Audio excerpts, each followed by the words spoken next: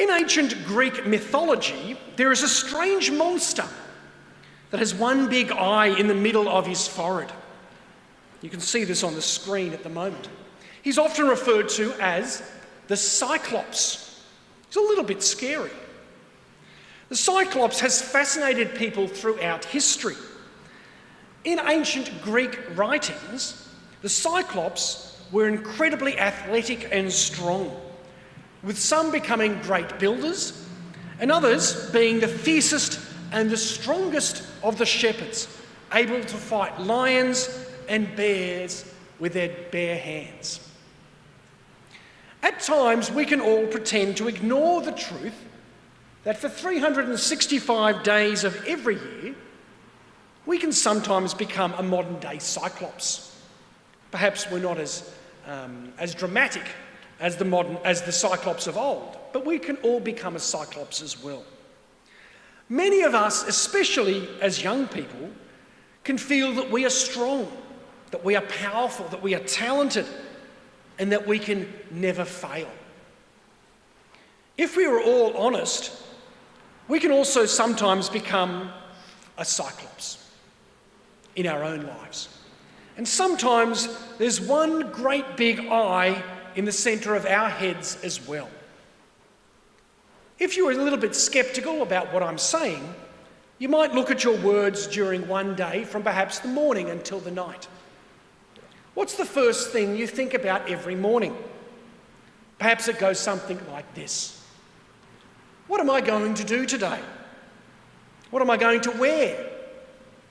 How will I do it? What will happen to me today? How will I feel today? I. This is often the way we begin our days. This is often the way we think about things. I want this, I want that. All day long we can say to people, I want this, miss. I don't like that. I understand this, I don't understand that. We say these things over and over again. The self is really important for most of the things in our lives. They're focusing on self. And self-interest is what drives a lot of people.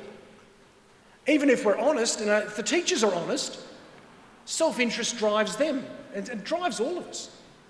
I know the teachers love teaching, but I think if the teachers didn't get some reward for teaching, I don't think they'd show up every day after day after day.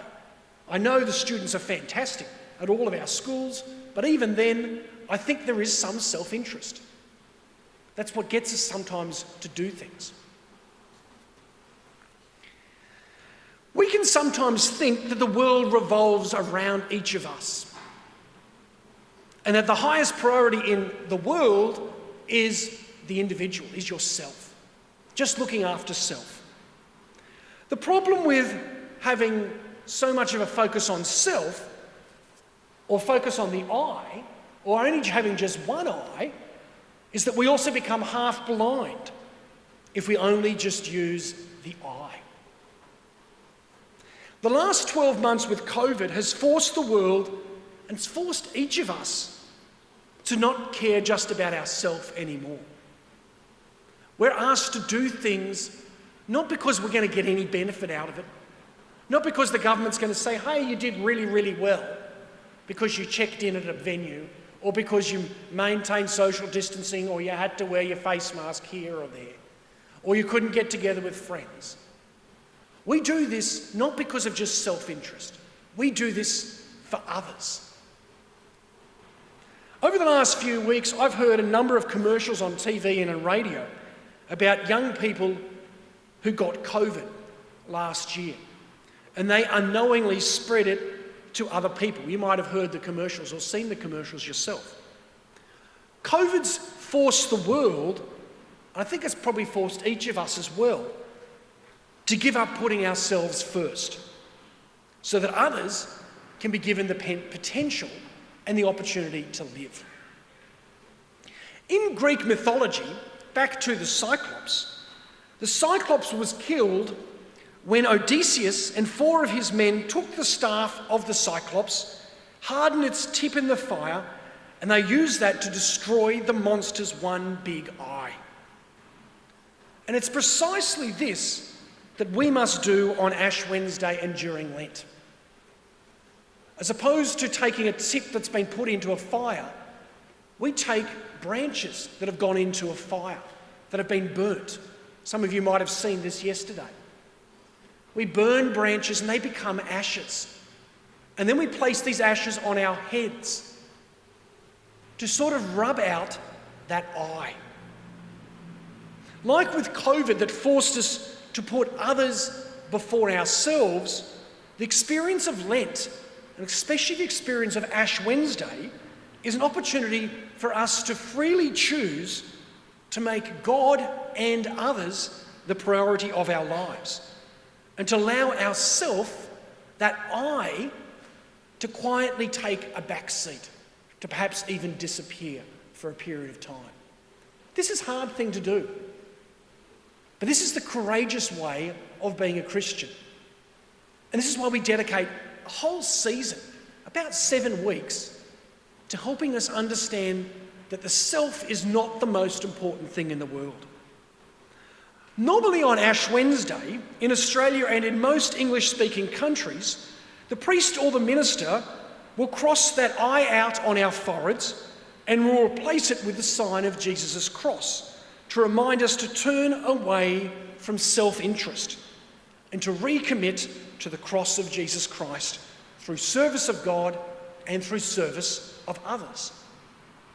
In most European countries, in Asia and in South American countries, ashes are not placed on the forehead, but are normally distributed via sprinkling of ash over the head of a person, and not just placing it on the forehead. Due to COVID requirements, this year the Church across Australia and across the entire world will distribute ashes via the method of sprinkling the ashes over our heads, as opposed to leaving a big cross on our foreheads. Often we leave that cross on the forehead and we leave it there for the whole day to mark us and to be as a sign to us and to others that we're entering into this journey. Today the ashes instead will be sprinkled over us, a bit like fairy dust, you could say. It'll be placed over each of our heads. It might come into our cheeks or it might mess up some people's hair. And that's okay, because it's not about self. This time, today, and the season of Lent is about saying that self is not as important as others and God. And that's a hard thing to do. So when you receive the ashes in your head, it'll just be a little bit of a dust in your head. And the priest or the minister who might come forward, they might say a few different things. They might say, "You are dust, and unto dust you shall return." They might also say, "Turn away from sin and be faithful to the gospel." And there's a couple of other statements they might say as well. Ashes being sprinkled over our heads, which will happen in a moment after I've blessed the ashes, is a reminder to us of simplicity, of humility, and that image is not the most important thing. Others and God is more important than self. Lent is the annual season when Christians are invited to go into the desert. And we're called to go into a private place with Jesus. We're called to put aside the pleasures of the world, the things that we really like chocolate, and sometimes people, as adults, we give up alcohol. Sometimes people, as kids give up sometimes soft drinks. Sometimes kids give up eating different foods, or might even give up playing certain games, so that we can create more space in our life for God and others. I invite you to be part of this great campaign this year during Lent, to make the world about others and God and not necessarily just about you.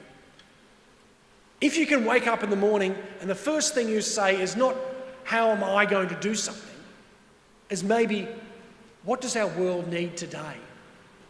Or what does God want for our world today? If those are the first things you say when you wake up and you start to think about it, then we're on the path of Lent. The season of Lent was originally intended to help teenagers and young adults who were preparing to become Christians at Easter.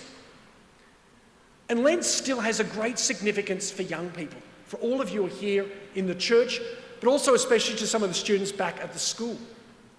Often when you're in year 12, you can focus so much on self.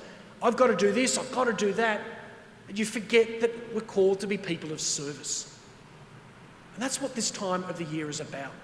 Recommitting to service. Service of God, service of our environment, service of our neighbour. There are three main things that we do during Lent, and we heard about them in the Gospel today. And I'll talk about these three briefly as we conclude. The way we're called to serve is in three ways. And those three things we do during Lent, we pray. We're called to fast, and we're called to give. And by doing those three things every day, it will help us to serve God and to serve our neighbour. So commit each of you today to praying. Spend some time in prayer. Spend some time in that quietness with Jesus, welcoming Jesus into your life, so that life isn't just about you, about self, becoming that Cyclops with that big eye in the head, but it's becoming about God. So we pray. Then we fast. Fasting is a great thing. Fasting is required for everyone from the age of 18 to the age of 60. So some of the students up in the hall at Dela who are watching on our live stream, I know some of you are 18. Today you're asked to fast. And fasting is when you have one main meal and two smaller meals during the day and no snacking along the way. All of us today are also called to abstain. Actually, everyone from the age of 14 to 60 is required to abstain. Abstinence is a technical term for not eating meat. And on Good Friday and on Ash Wednesday, we don't eat meat. So most of us here in the church and most of us watching via the live stream, we're called to not eat meat today. And this is to create a better awareness of our environment and a space for Jesus in our life. And so we fast and we abstain. And the third thing we do is we're called to give alms and to give through service. Commit to something today through your prayer, through giving up something, but also commit to doing something, to serving.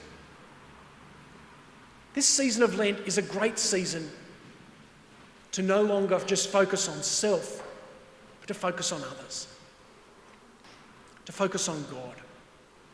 Before we bless the ashes and distribute them, we'll have a few moments of silence.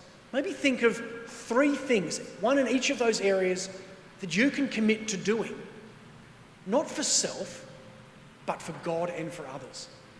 And after we've had about a minute of silence, we'll bless our ashes and then we'll distribute them both here in the church and in the hall back at De La Salle.